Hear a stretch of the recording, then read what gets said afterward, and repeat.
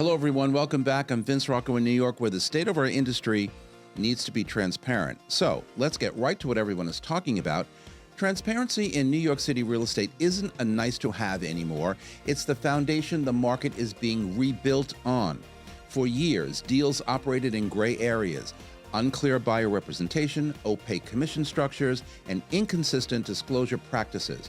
That environment created friction, mistrust, and at times, misaligned incentives. Now the shift is unmistakable. Buyers are asking sharper questions, sellers expect clearer answers, agents are being pushed to articulate their value with precision, not assumption. And with regulatory pressure and industry changes reshaping how business is done, the margin for ambiguity is gone. In this version of the market, transparency isn't just about compliance, it's about competitiveness. And the professionals who win are the ones who communicate clearly, price honestly, disclose fully, and operate at a level of openness that builds confidence on both sides of the deal. And here on set with me today are Sarah Silva from Brown Harris Stevens, and she joins me now to discuss. But first, let me welcome my listeners and viewers from across the United States and all around the globe. This is Talking New York Real Estate, so let's go behind the headlines and inside the state of our industry. Hey, it's Stephen Bailey from Roadway Moving and Storage. As an official moving partner of Brown Harris Stevens, we know that your clients deserve more than just a move. At Roadway Moving and Storage, we turn moving into an experience they will love. From specialized services to a white glove treatment, we've got it all covered. When you choose Roadway, you're choosing a peace of mind for your clients. Plus, our referral program is the most rewarding in the industry. Want to learn more? Shoot me an email at steven@roadwaymoving.com or visit roadwaymoving.com. Okay, everybody, we are back, and we're sitting here talking to Sarah Silva. She works here at Brown Harris Stevens alongside myself and many, many others. You know, we're talking about transparency today, and all of last year and into the year before, 2024, 2025, we've had a lot of change in our industry. Buyer, broker representation, the FAIR Act on the rental side.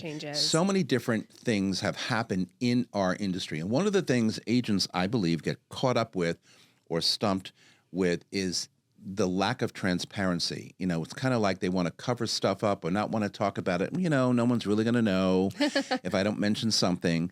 But I think, as I read in the intro, we have to understand that being as transparent as possible is only going to make us more successful and a lot more competitive. So, Sarah, welcome. I'm happy to have you here today. Thank you. I'm in your opinion, though, good. In your opinion, though, what actually has forced transparency or a new, fresher look on transparency in New York? Is it regulation, lawsuits, consumer demand, all of the above? Your opinion, what has really kind of pushed this more lately? I think that's a terrific question. And what I will say is, as in any business, there's always going to be a few bad apples, right? And I call them banana heads. They've all heard me say banana heads the good before. and bad bananas. And what I will say is typically enough times of those bad bananas interacting with folks, it's going to eventually lead to a few lawsuits along the way. And that's what inevitably prompts and spurs new laws to come into place. So I do feel as though, for example, the FAIR Act, that went into effect June of last year. And the reason why that went into effect was because in the rental business, there were buyers and sellers and renters, just landlords, the whole shebang, like finding out these exorbitant broker commission fees. They were completely taking advantage of the environment. And unfortunately, that prompted more regulations of let's disclose all of those fees up front, right? Buyer representation agreement that came into play because unfortunately there were some fees in the background that were happening after the fact that wasn't clear up front. So I do feel as though because there wasn't as much transparency up front for everyone, that led to these laws having to come into effect. Yeah, I totally agree with that, and well said. But I sometimes think, and we can get into a little bit more later, but I sometimes think, though, when it comes to pricing or commissions or numbers or whatever, I think I have always been transparent with that. I mean, it's always been sort of a staple or a standard. Yeah. So when people started complaining, it should just be baseline for a good agent. Correct. And so people started, complaining, well, you guys aren't being transparent enough. I don't know, what the commission is or should be or whatever. I would sit back and think, Why not? Right. 100%. Because we've been very open and out there with these numbers, from 24 years for me in the business. But do you think the market now truly is more transparent, or do you think we still have a way to go, or we're just better presenting information? Because that's another question where people say, well, are we or aren't we? I mean, I know we need to be better at being transparent, but where are we currently? Are we getting better yet or not? I would say that we've made strides into getting better when it comes to becoming transparent and forcing the bad bananas to be a little bit more transparent in their business practices. I do feel like we still have a way to go in terms of transparency for everyone to be transparent. Like you said, good brokers, being transparent is just a baseline way that they work. Unfortunately, not every agent works that way, and laws have to come into play. Rules and regulations have to come into play to force them to be so. So I do think in terms of transparency where, we can pull out our phones right now, go look for a listing for the most part.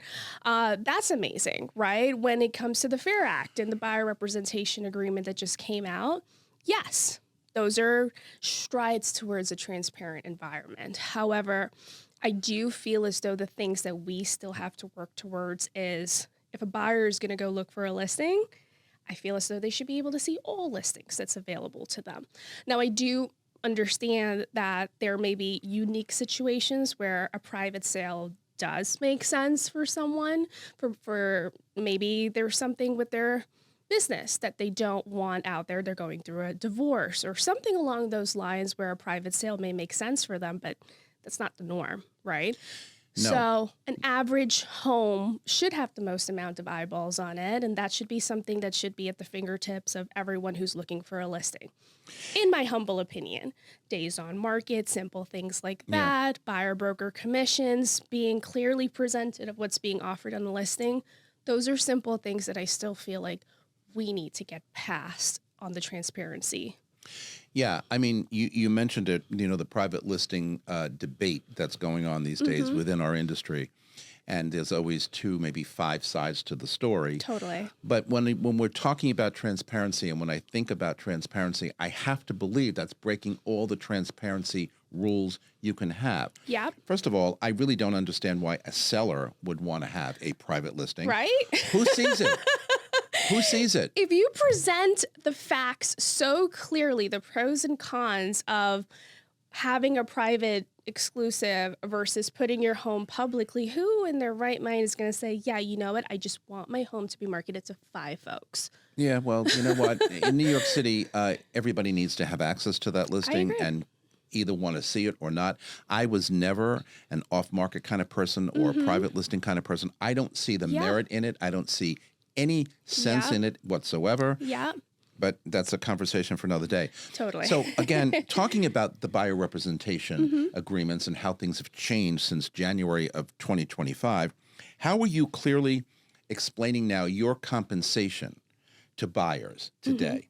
So as the rules have changed, we have to have conversations. You have to have those conversations up front now, right? So similarly to how you meet with a seller and you have a preliminary conversation of, these are my duties to you, you outline everything. This is what I'm going to be doing to you. These are your protections. This is how much my services are going to cost you in order to list your home for sale.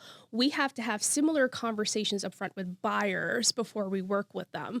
So when I'm about to work with a buyer, I do explain to them, hey, here is an agreement that I do have to present to you. It outlines my services to you, my fiduciary duty to you, the protections that you get, and also the fee for my services. I do also make sure that I include that most sellers are still covering a buyer broker fee. I feel as though that's an important element that's still being kind of left out of the conversation. So buyers get spooked. And based on everything that's happened as I continue to work with buyers, I haven't come across a listing yet where my fee hasn't been covered. However, I always like to get the uncomfortable conversation out of the way up front when I'm working with my clients. I was going to ask you that because, there's also and we talked about this on the show a while ago, there's also that feeling like, well, agents are only going to, show apartments where they are getting paid by Yeah. the seller, right? Yeah.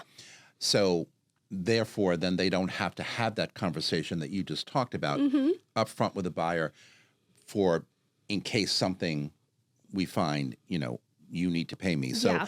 there's a little bit of that as well. I agree. And so it's kind of a tricky situation. Now, question to you is now when you approach any new buyer, do you always have this conversation up front? I do. Or do you kind of wait and say, well, there's a listing I really want to show you, but the seller's only paying the listing agent, so you got to pay me? I come from a place of just operating very transparently. Correct. So this is something The correct that way to be. buyers should be aware of up front. It could affect you, it could not affect you. Absolutely. But nevertheless, let's discuss everything that's on the table that could affect you as we go through this journey together. Absolutely. And are there still things not being said out loud when it comes to the fees? Like I said before, maybe some agents are holding back on having that conversation until they really need to. Yeah. And is that productive? No, I think you should be having these conversations up front. And I remember in the brokerage community when these changes were coming out, almost, you could probably attest to this, almost every agent was just kind of freaking out of, this Yes. is one other thing I have Yes. to sell a client on. But there were another pool of agents who were like, game on, right? Because now I get to really differentiate and show that I can articulate my value as I'm presenting this agreement, right? So it was just something that didn't affect brokers who already know their value and what they're bringing to the table. It's always about what value we bring to the table. Transparency, trust, confidentiality, between you and your client. Yeah. But let me ask you something. So when you present this conversation about the broker agreement, whatever, to buyers, do you find that some of them are skeptical or some of them are saying, hey, wait a minute, I don't have that kind of money to pay you, or I'm not going to pay you? Yeah. What kind of feedback are you getting after you have these legitimate and proper conversations? That's a great question. So I've had both responses, right? Because I haven't had to have that conversation yet. Oh, really? I mean, yeah, well, go ahead. Good for you. Finish and then I've had the conversation about this may happen. Yeah. But not, okay, we found a listing that you have to now pay. Yeah. I haven't had that conversation because I haven't found one like that yet. So I've had both things happen to me, both outcomes. And I've had a situation where I met with the client. We started working together. We had a buyer's broker representation agreement signed up front. They knew that this could happen. And I think that's the key, right? You're having these conversations from the very beginning, and clients are a little bit more receptive when it happens because you've kind of laid out that this is a possibility that could come up later down the line. My business is 50% Manhattan as well as Brooklyn, and it is a little bit more predominant in the Brooklyn market that fees are a little lower of what's being offered.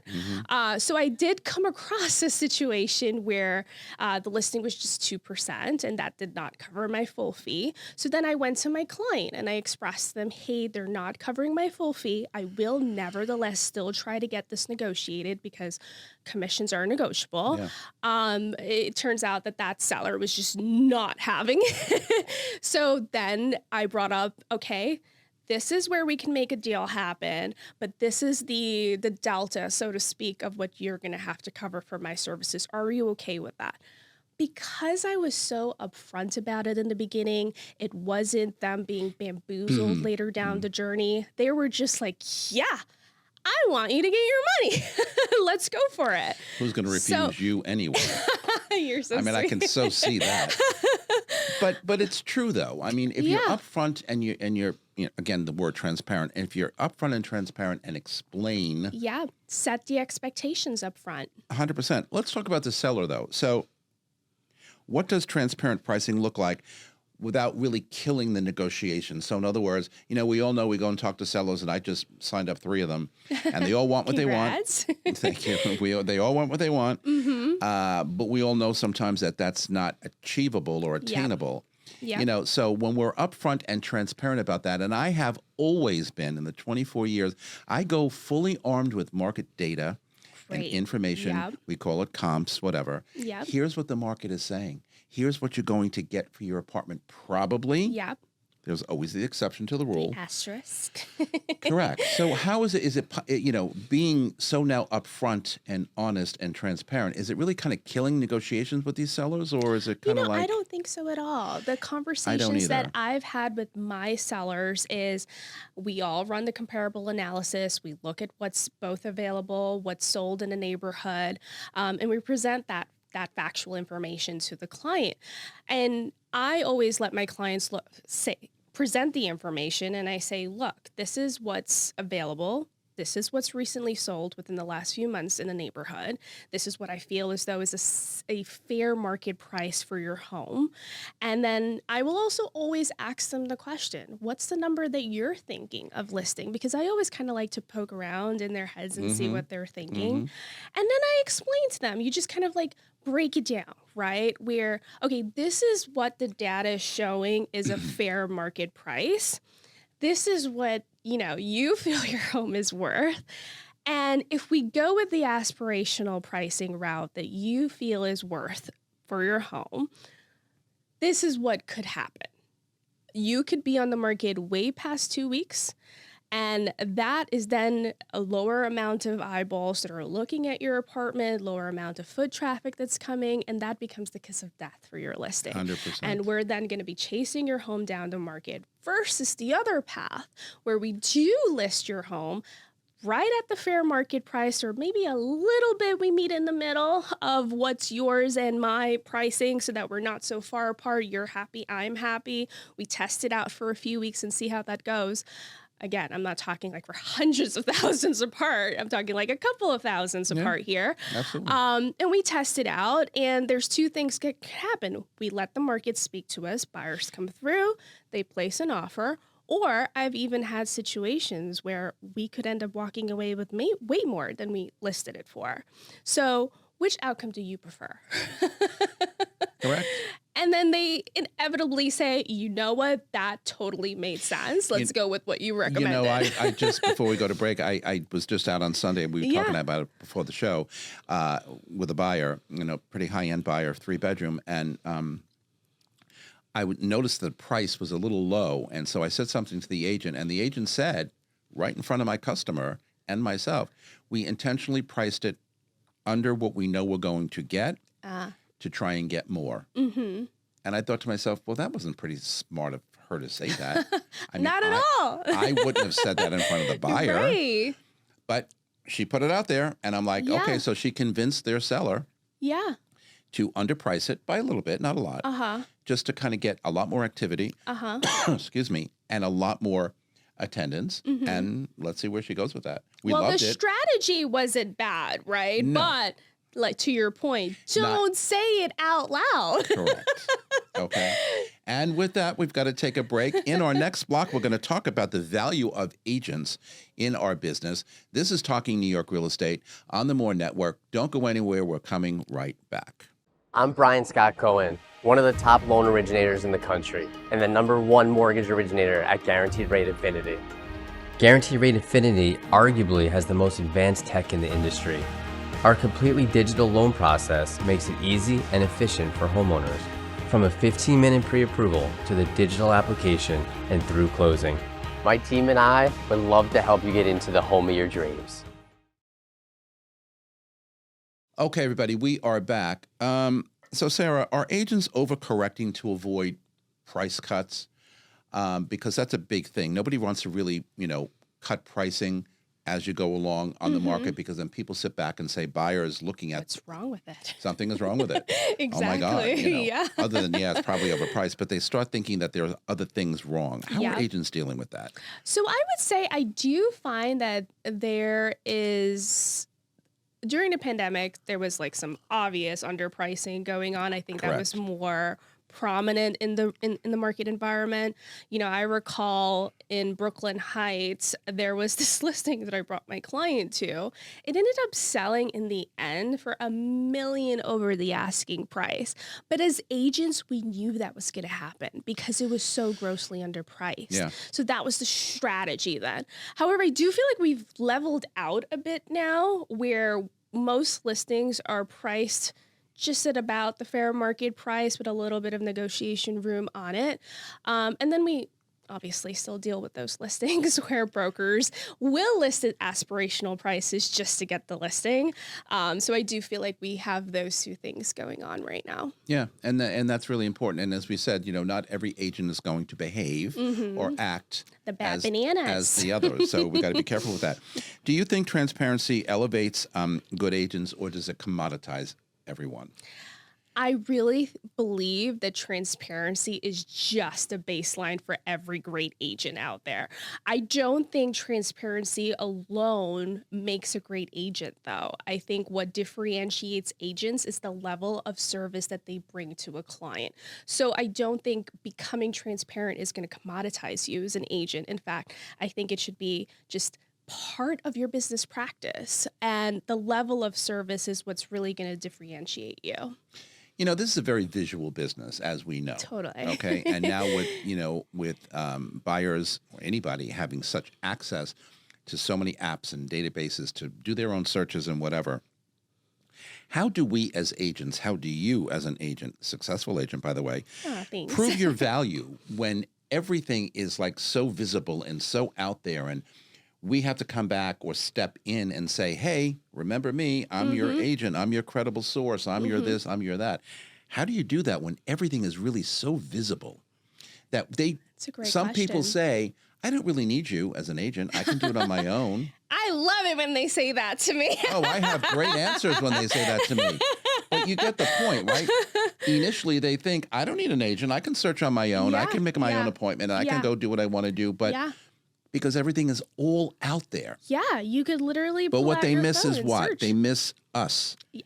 and the trust and the credibility that we bring to the table. Definitely. You're absolutely right. You can pull out your phone right now and search anything that you want to, right? And, I find as though, although the information is out there, is it tailored to your specific needs of what you need? Because real estate is not a one-size-fits-all business. Not at all. Right? Not even a little bit. 100%. If a pipe in my house bursts, can I go Google how to fix that pipe? Absolutely. Am I going to do it? Absolutely not. I'm going to call a professional because I'm not going to know the different types of pipes that I need to fix, the types of threading, the model, this, that, yada, yada. I find as though, yes, we are in an era where information is at your fingertips, but that doesn't mean that you should be DIYing millions of dollars when it's on the line. You should trust a professional who knows this in and out to guide you through the process. How difficult is it for you as an agent to convince buyers, let's talk about the buyer, that you bring something to the table more than just your person, right? You bring a lot of education, information, credibility. Yeah. You know the industry, you know the apartments. A lot of us have been in the business for a while. We know the lines in the building and blah, blah, whatever. How do you convince a buyer that it really is worth working with me or another successful agent, credible agent? Because if you're doing it on your own, it's really not going to be good. Right. They don't have access to the stuff we have, really. And they don't really know the buildings like we know them, etc. And they don't have the colleague. relationships that we do for doing this business a number of years. How many times have you worked in a transaction where you knew the broker and that helped to create an environment to get that deal over the finish line? There's so many things. We have an A-team of attorneys, lenders that we recommend to our clients to create a seamless experience for everyone involved, right? So we present this information, at least I do, when I meet with a client, a buyer. I express to them, this is what I provide. I create a seamless experience for you that you're not racking your brain trying to figure this out. You just focus on finding the right home, and I will handle all the rest for you. Now, at the same token, there are buyers out there that you could preach from yesterday to next week about your value. They've already made up their mind if they're going to work with a broker or not, right? They already have. Exactly. But when you work with a buyer, and you're starting with a buyer, You put the information out there. you do. I do the same thing as you do because I feel it's necessary. But then, some of them will just continually search on their own and send you listings. I want to see this. I want to see that. Yep. And then oftentimes we have to have the conversation with the buyer like, hey, great, thank you. It looks like a nice listing, but I'm here to tell you as the credible source, that we can't just look at pictures, okay? Because this is really not an apartment for you. Yet you might think so by just looking at the listing. Totally. Right? So I think the value that we bring to the table is a lot more than a lot of buyers understand. And when I talk to buyers about that, it doesn't really cut down the amount of links that they send me, of course, from Nope. Street Easy. But they get it when I say, okay, this one is, because I will respond right away. Yeah. You know, I'll look it up if I don't already know it. Yep. I'll look it up and I say, yeah, this looks nice, but I've been there and it's just let me not tell you a gonna little work bit for about the you. building. I know you're not going to like this, right? Correct. Because you They don't listened. have a clue. 100%. They look at pictures. Oh, the picture looks great. Yeah. That floor plan matches everything that I really need. Oh my God, that floor plan. Yeah. Okay. Or the pictures where, like, as a broker, you know, okay, that was like over filtered, and I could already see the bathroom, the kitchen's gonna need a renovation. I've had situations where I know right off the bat that's a Yes. kitchen that's gonna need a renovation, and the client doesn't know that. The client doesn't know that because they sometimes don't want to know that. You know, they're Yeah. quickly searching, you know, whatever, and Yeah. they flip it to you, which is a good thing. Yeah. And then I cut it down and say, okay, we can see this one. Totally. Or we're because not gonna they see have this to one. go on that Here's- journey too. Of course they do. You know, it's interesting because here in New York City, you know, we're such a big city. There's, you know, not as many listings these days as we used to have, Yeah. but there's still a lot of apartments on the market. Yeah. So buyers can get overwhelmed when they're doing their own Oh, search. yeah. And I think a lot of them, you know, like we were talking about it off line earlier, a lot of it is a fascination with New York City real estate. Absolutely. Absolute fascination. Yep. And so they want to make sure that they're not missing out on That anything. feeling of FOMO. Yeah, it's real. Correct. FOMO is real Oh, yeah. in this industry. And so, yeah, they're working with a credible source and they Mm-hmm. really like us and they trust us, but, you Yeah. know, they still have that kind of feeling like, Yeah. well, maybe Yeah. he missed something or Right. maybe he doesn't know X or Y. Right. Okay. Right. So I also find, and we were talking about this, I think, last week or the week before on the show, that in today's day, Mm-hmm. marketplace rather, we have to learn to be better communicators Yep. and learn how to better negotiate because everything we do by way of conversation with a buyer or a seller, every conversation is on some level a negotiation. Absolutely. And there are agents who I feel just don't have that in their mind when they're Yep. talking to somebody. Yep. Right? And so they're not saying the right thing, doing the right thing, making Nope. them understand, them being the buyer or the Yeah. seller, what really needs to be, you know, communicated. 100%. Your role at the end of the day as a real estate agent, that client is coming to you Yeah. to advise them, Yeah. guide them, Yeah. not just take what's being put on your plate and not help turn that into information that you can then help guide them through the process. Correct. I completely understand, you know, there are some buyers who need to build up their bank of knowledge of real estate values and will need to go through that research process. And then there's also buyers on the other end of the spectrum where they know exactly what it is that they want and they go for it. And we can have conversations if it's this neighborhood, these are my non-negotiables, and let's go get it done.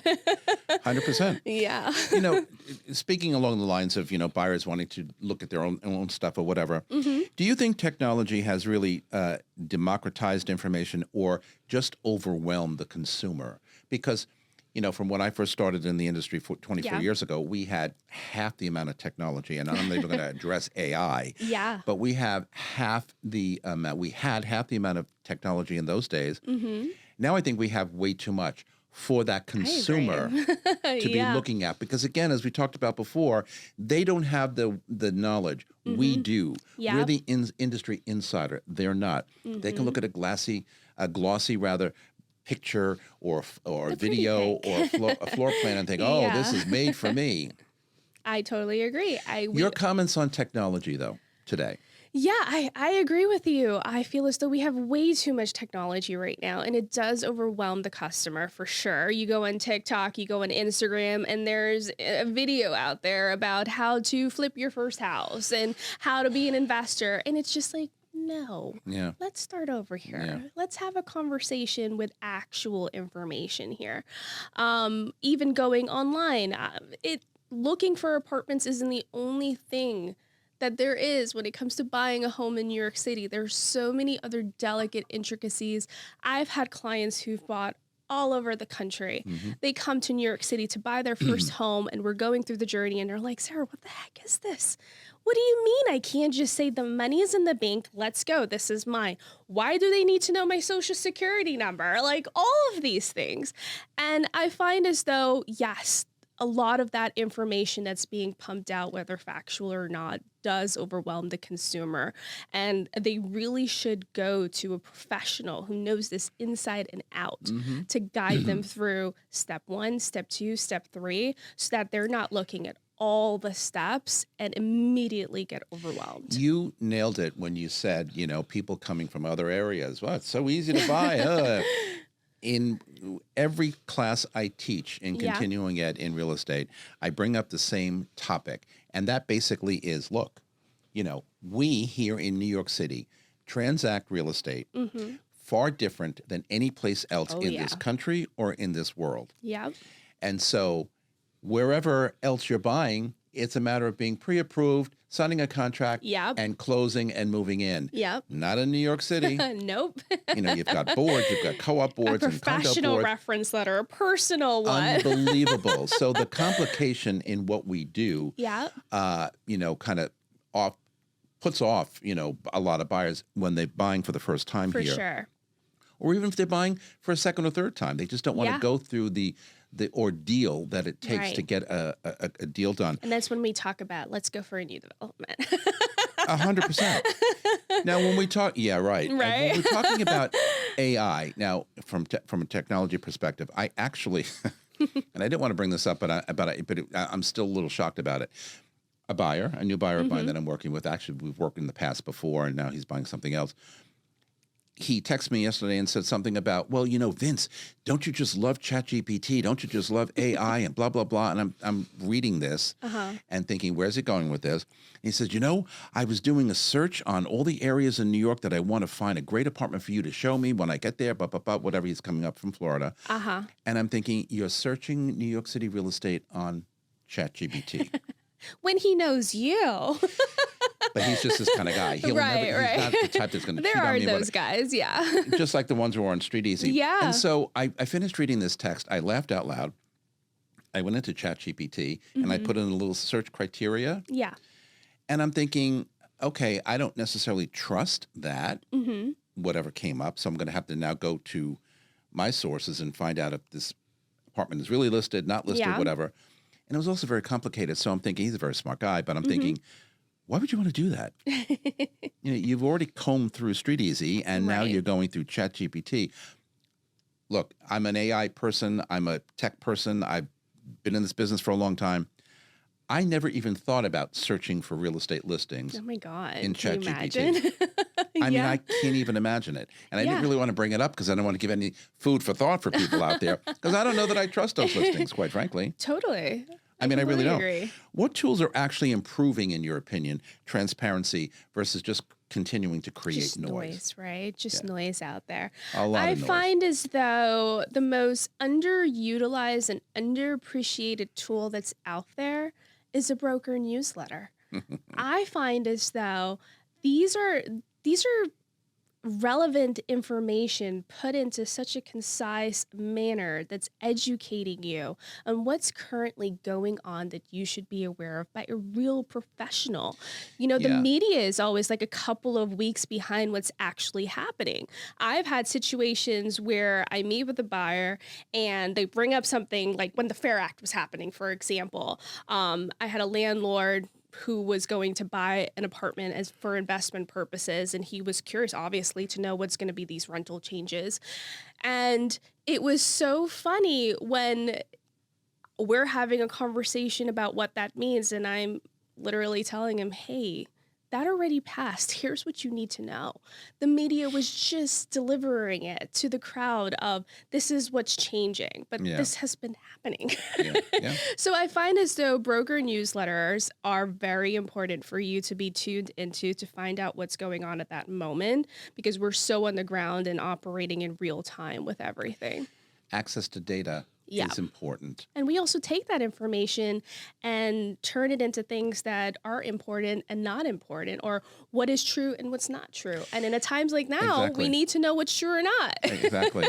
And what's good or not. Yeah. You know, aside from the content that I put out with this program, Yeah. I also on social media try to put out same kind of content or even more, because again, I've always been a data person, thinking the more I know, the more successful I'm going to be Absolutely. or could be. Yeah. And so I'd like to put that out there for just a consumer in general. Mm-hmm. And then anybody who I'm working with or who I've already worked with that may be following me, whatever. So they're getting good access to data. You mentioned the FAIR Act before, and I wanted to ask you this before and I forgot.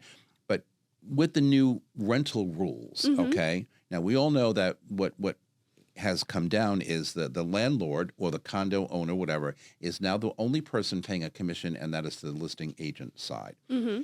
Well, you pay for your own representation.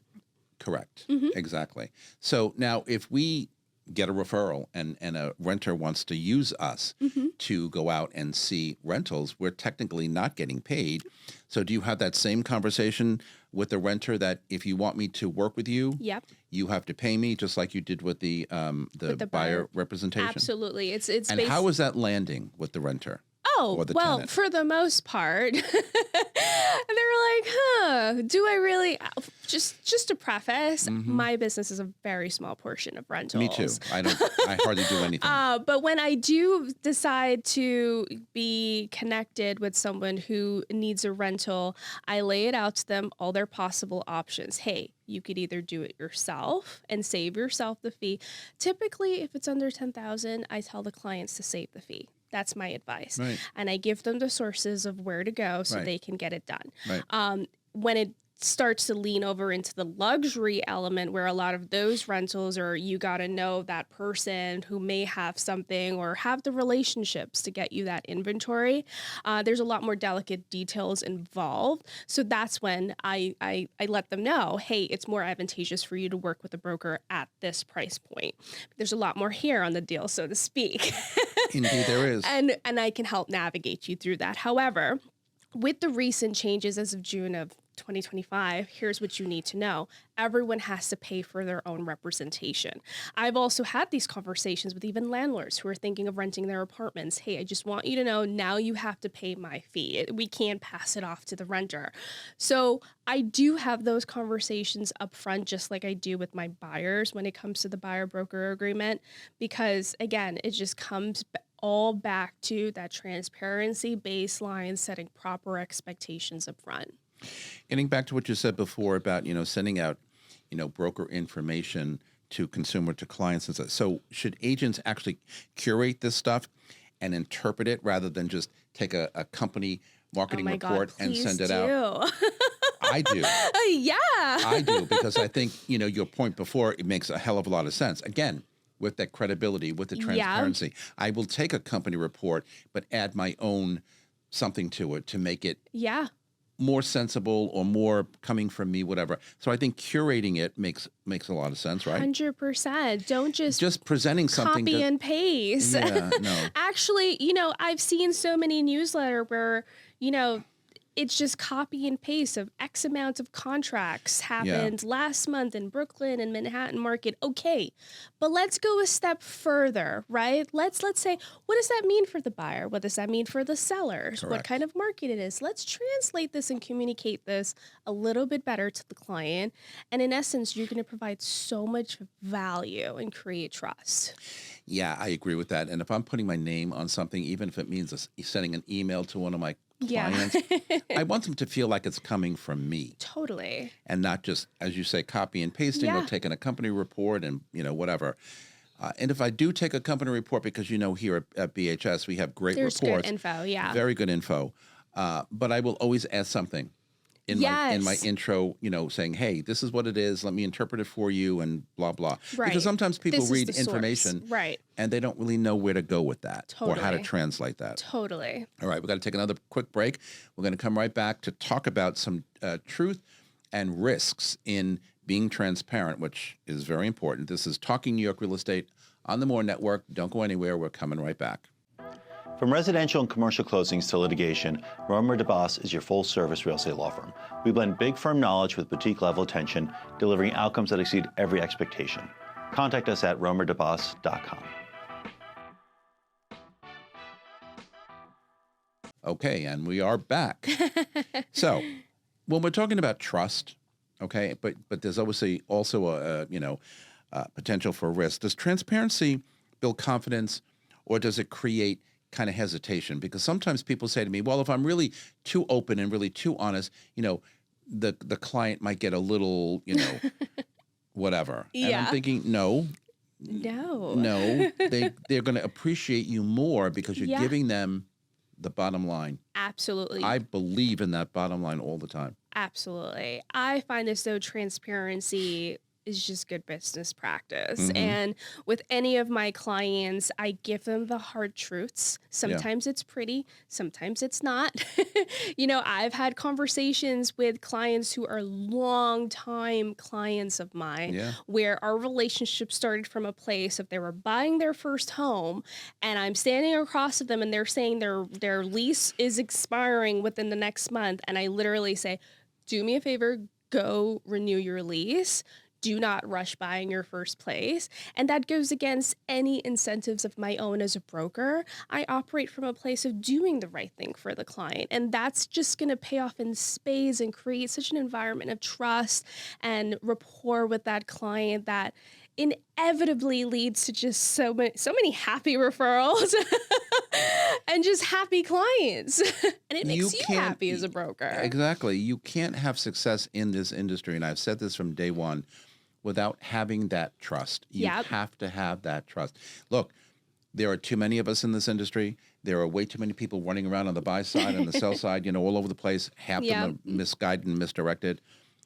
But I have found through the years that if they really trust you, what you're saying, how you've got their back, the things that you're showing them or whatever, they're going to stick with you. For the most part, I mean, there are going to be the strays here and there, but For sure. I have always seen in my experience that if I'm able to build, and that's one of the first things I do when I meet a buyer or a seller for the first time, you've got to establish that level of trust. Absolutely. And it's kind of like a game with me. I kind of feel like I was working with a brand new buyer over the weekend, as I told you about.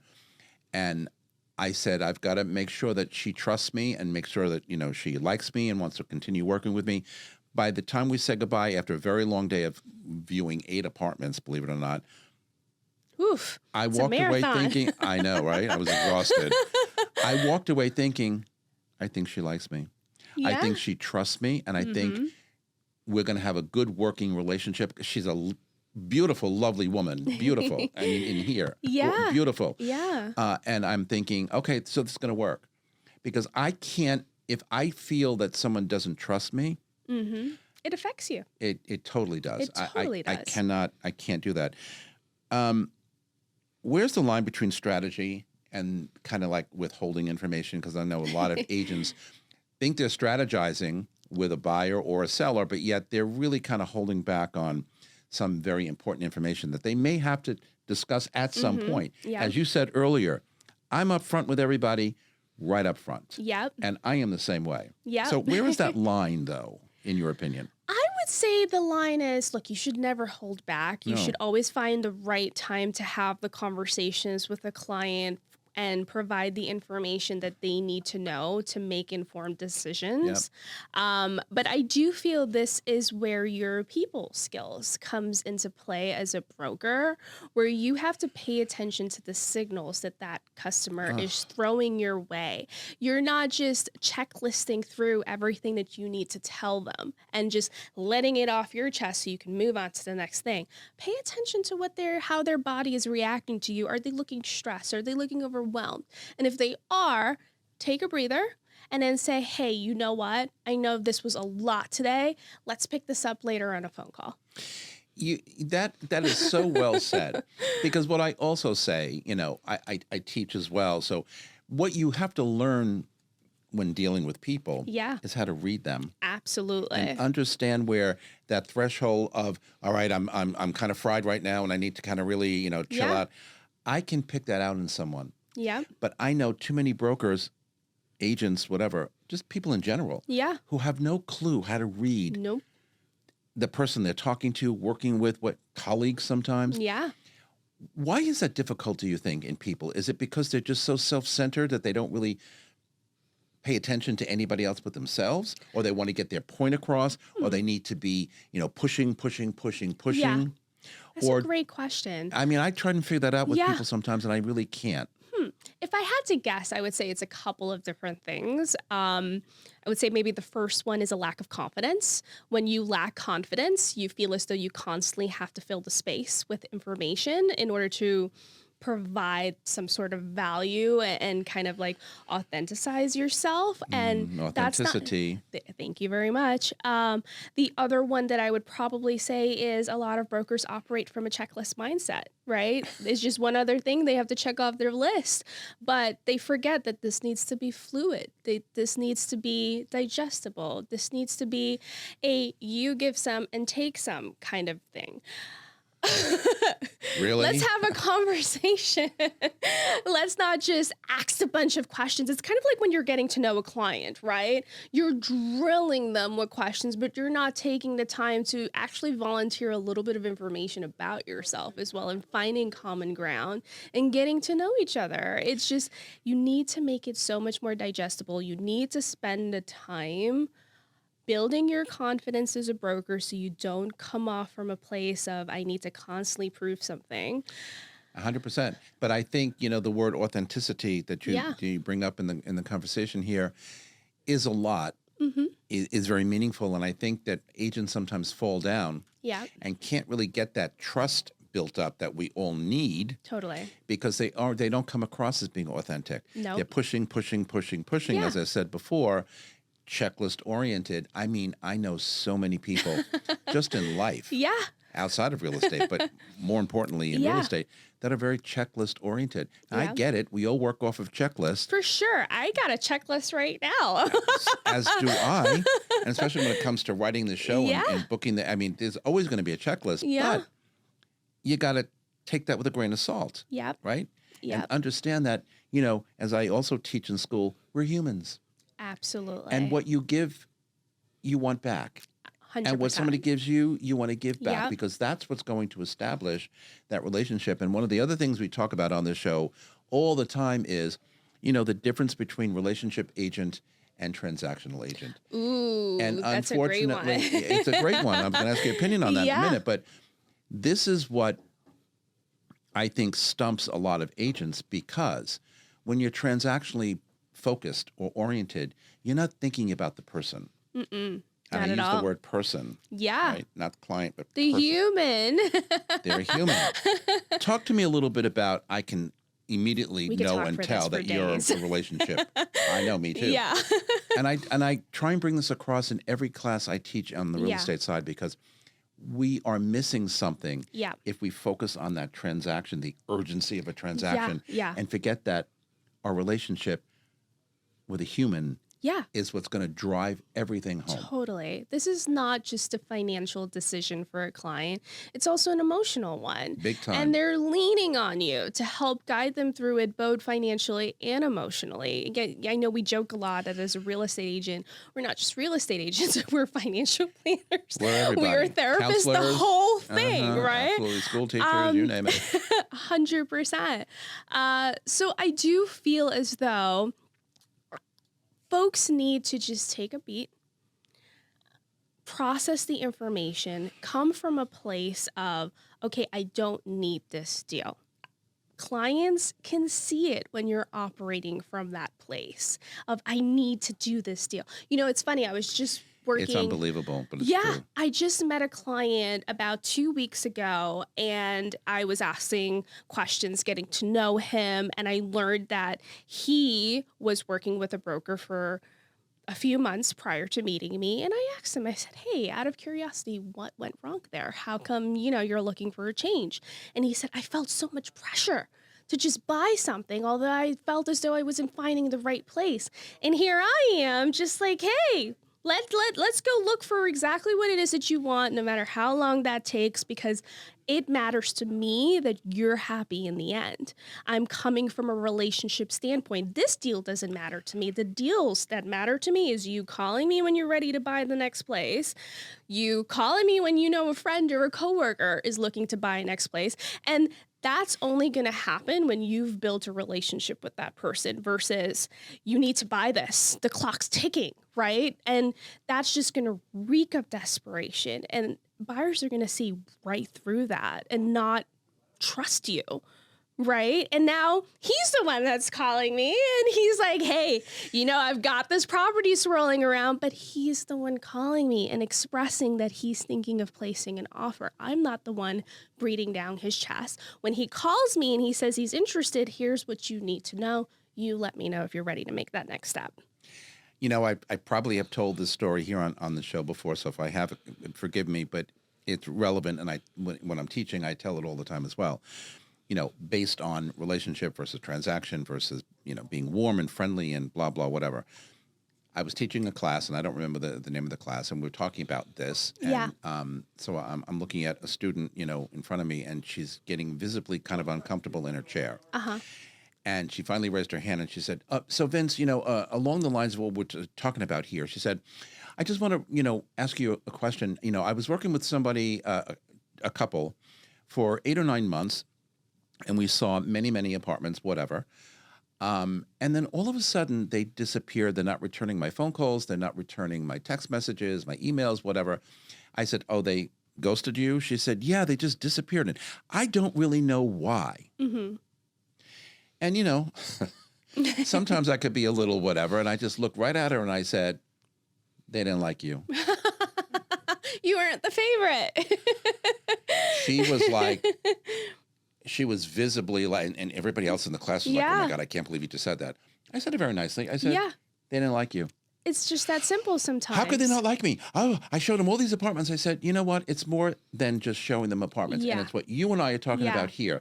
It's that connection from human to human, that authenticity, the credibility, the trust. And I said to her, look, not for anything, and we can talk offline about this if you wish, but, I call it that T word. Mm-hmm. Did they trust you? Right. Well, I don't know. I think they did. Did you establish trust? I probably would guess and say they didn't. Yeah. And at the same token, I operate from a place of I'm going to be myself. I'm going to be my same bubbly, transparent self. And that's going to mesh with some people and it's not going to mesh with some people. And that's totally okay, right? When you come from a place of such confidence, it doesn't matter to you if that person doesn't like you. You keep it moving on to the next. I always say, I only know how to be me. Totally. I only know how to be me. And if they don't like me, that's okay. We weren't going to be friends anyway. Perfectly cool. Yep. I've said that for years. Yep. I only know how to be me. Totally. So I don't want to be, I don't need to be anybody else or put on that, that face or the air. I mean, I bump into agents sometimes. I just laugh to myself when I see that whole, demeanor and they think who they are. I'm like, whatever. Calm down. Yeah. So I only know how to be me. And I think me or you have a way of relating to our clients, whether they're sellers and buyers or renters or whatever, landlords, because they feel that there's something there that they can latch onto. And I tell people all the time in this industry, if you want to be successful, you've got to give a part of yourself. Oh, yeah.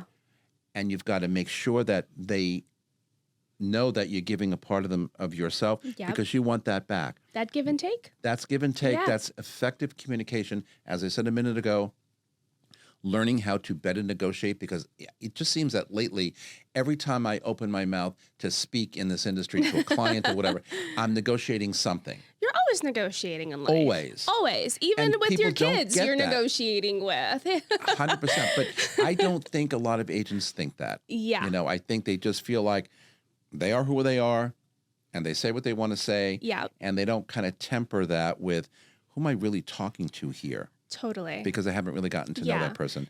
So what do you think transparency will look like, 2 to 3 years from now? We're kind of on a major push right now to be more transparent. Yeah. To understand all the new laws and regulations and rules. It's our job to communicate this, as we've been talking about, to our customers and clients. But where do you think we're going to be in 2 to 3 years with this? Better for it? Not better for it? Oh, I'm all Chugging for along. transparency. So I would be very happy if we continue to go down this path of making things more transparent. My hope that is that in 2 to 3 years, we'll be able to see all inventory online for a client with no gatekeeping happening. Yeah, no private listings. Of course, in the rare instances where, for private reasons, they want to keep that sale out of the media, that I understand. That's always been around, by the way. It's not a new concept. And it's that's always fine. happened, and And it's that's totally fine. okay. Sure. But for the most part, for most real estate, should be online because I got a buyer for it, and I need to find it to give it to my buyer.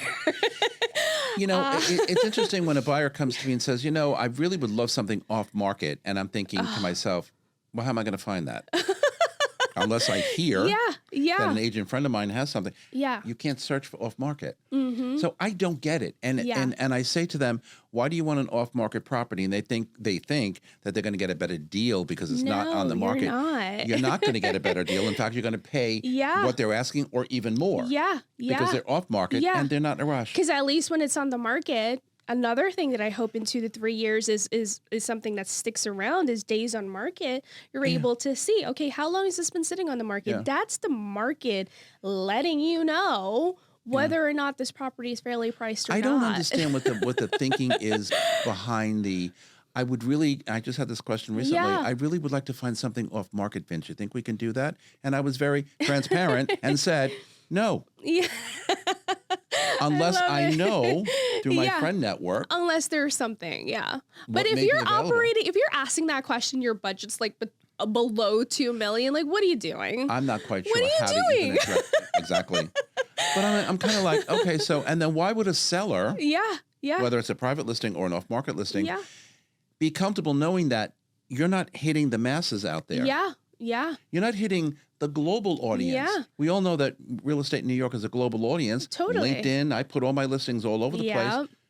place. You're not You gotta market it. marketing it to anybody other than your friend network. Yeah. And maybe that's not good enough. I agree. I mean, I've had instances where I did come across like some private off-market properties because I have broker relations in the community and we do kind of share certain things with each other. As I'm sure you have your broker relations as well. Sure. We all talk to each other. Of course. And I remember bringing this opportunity to my client and it was actually underpriced. And I turned to my client, I said, if this hit the market, they would have gotten so much more money.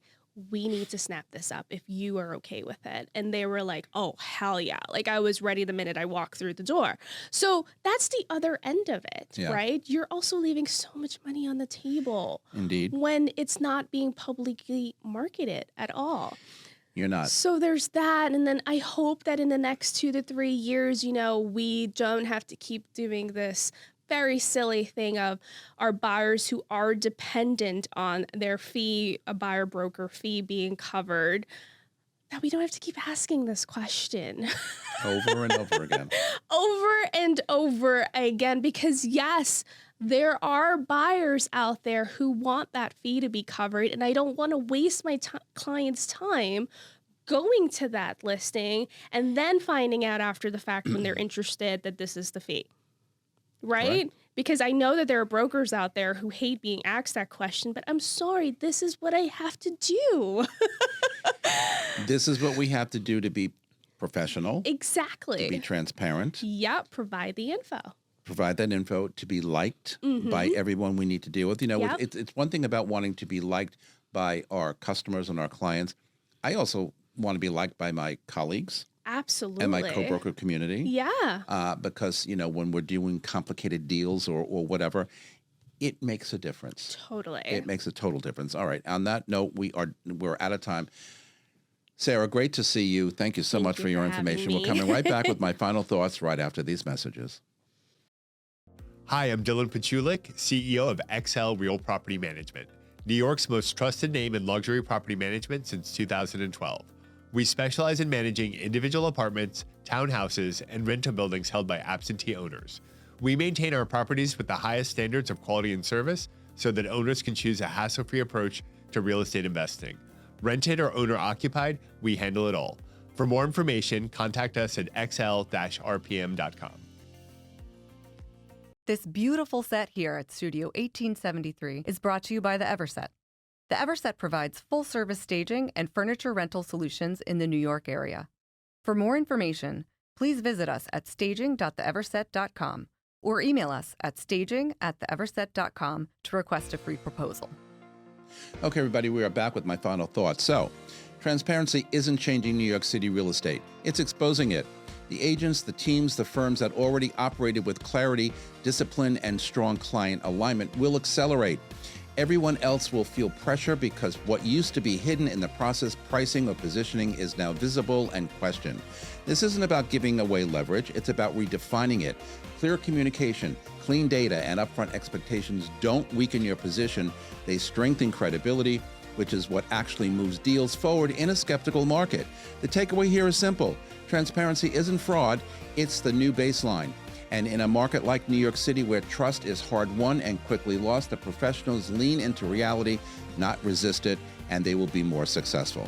And that's it for this episode of Talking New York Real Estate. I teach my students every week to take a moment to really look inward and ask themselves, who are you at your core? What is your why? The reason you get up in the morning and the driving force behind the choices you make. What beliefs guide you and where did they come from?